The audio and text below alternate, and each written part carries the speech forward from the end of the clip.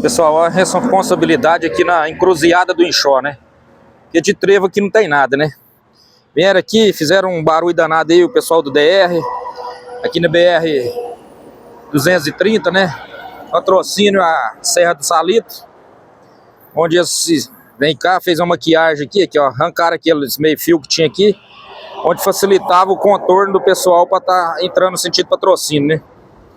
Vieram aqui, fizeram uma maquiagem ali agora, né? Tamparam ali com uma massa ali asfáltica ali. E tá aí, ó.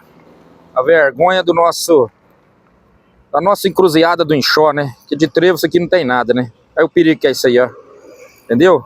Cadê o pessoal do DR para dar uma satisfação para o patrocínio aqui para nós aqui? Tem que dar uma satisfação para nós aqui nesse encruzilhada do Inchó, né? MG 230, né? Tem que dar uma satisfação para nós isso aqui tá uma vergonha, né?